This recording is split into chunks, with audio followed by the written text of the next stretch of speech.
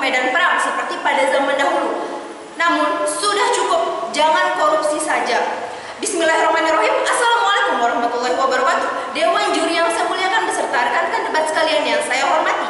Saya, Naya Mahdiasari dari SMN 1 Praia, Nusa Tenggara Barat akan menyampaikan pidato argumentasi saya mengenai mosi perdebatan kita pada hari ini yang menyatakan di negara-negara dengan tingkat korupsi tinggi, seleksi penerimaan mahasiswa baru hanya didasarkan pada indeks integritas sekolah dan indeks kejujuran siswa.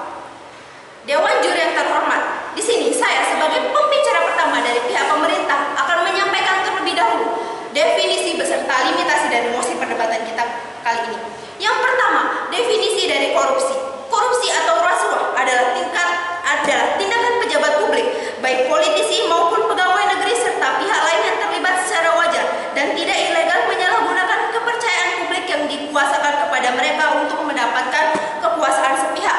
Yang kedua, indeks integritas sekolah merupakan pengukuran kinerja instruksi sekolah yang berbasis kejujuran dalam melaksanakan proses pembelajaran.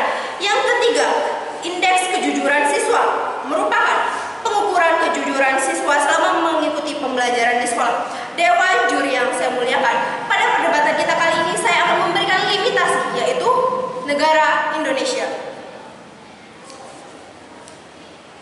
Dewan juri yang saya muliakan, korupsi di Indonesia sudah bagaikan suatu penyakit yang sukar untuk disembuhkan dan merupakan fenomena yang kompleks, yang dimana untuk memberantas korupsi tersebut di Indonesia tidaklah cukup hanya dengan melakukan suatu tindakan seperti represif, namun juga harus melakukan hal-hal yang mendasar seperti melakukan preventif atau pencegahan. Dewan juri, pencegahan ini dapat dilakukan dengan cara menimbulkan kepedulian untuk melawan berbagai tindakan korupsi dan mendidik generasi muda dengan menambahkan nilai-nilai dan etika moral yang diperuntukkan dalam kehidupan bermasyarakat kelak. Yang tentunya hal tersebut dapat lebih mudah dilakukan jika pada saat penerimaan mahasiswa baru didasarkan pada indeks kejujuran siswa, dan juga hal ini dapat diasah atau dikembangkan kembali di universitas atau PTN-PTN mereka masing-masing. Dewan juri yang saya hormati, dilansir dari mediaindonesia.com tahun 2016, perguruan tinggi menggunakan indeks integritas sekolah untuk menentukan status dan keakuratan nilai rapor siswa, yang dimana hal ini untuk mendapatkan hasil yang lebih akurat. Ujar Wawan Menteri Ristek dan Dikti M. Nasir pada 15 Januari 2016 lalu. Dengan tujuan pula untuk menekankan angka dan potensi kecurangan dalam ujian nasional di tingkat SMA mereka. Selanjutnya, Dewan juri yang saya hormati,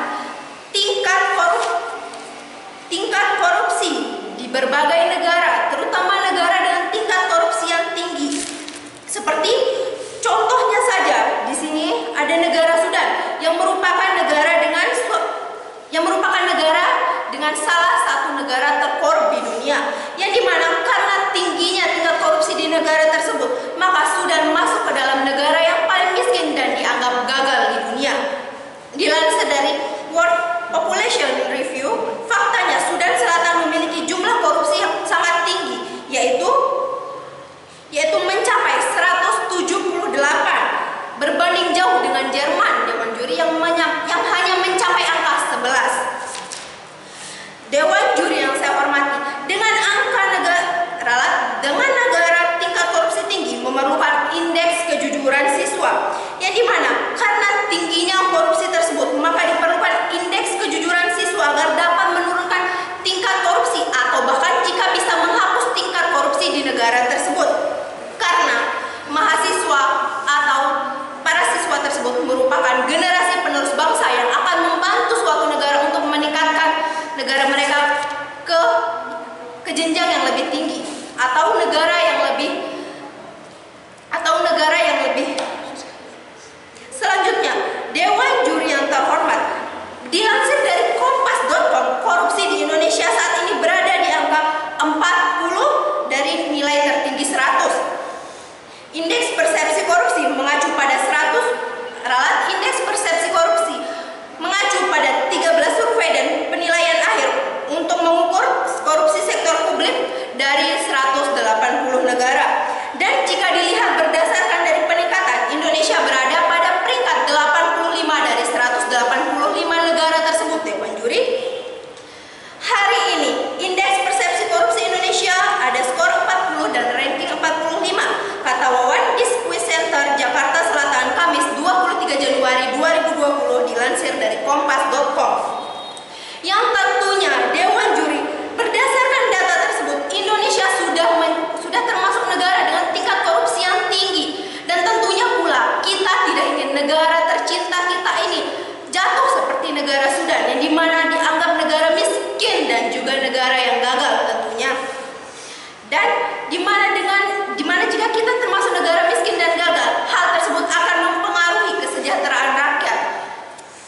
Dewan Juri, di sini saya akan memberikan satu contoh mengapa indeks kejujuran dalam penerimaan mahasiswa baru sangat dipentingkan. Misalnya saja di Australia, 69% dompet yang hilang berisi uang tunai dikembalikan. Namun yang dikembalikan hanya sebesar 57% kepada Amerika Serikat, Dewan Juri. Kon mengatakan tabel peringkat 40 negara dalam tabel peringkat 40 negara tersebut dapat mencerminkan temuan bahwa kejujuran tinggi sangat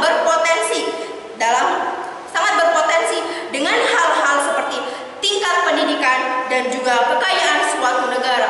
Oleh karena itu, Dewan Juri yang saya hormati, berdasarkan data-data dan fakta yang saya sebutkan tadi, saya sebagai pembicara pertama dari pihak pemerintah menyatakan sekali lagi sangat-sangat setuju dengan mosi perdebatan kita kali ini yang mengatakan di negara-negara dengan tingkat korupsi tinggi, seleksi penerimaan mahasiswa baru hanya didasarkan pada indeks integritas sekolah dan indeks kejujuran siswa. Sekian, terima kasih. Wassalamualaikum warahmatullahi wabarakatuh.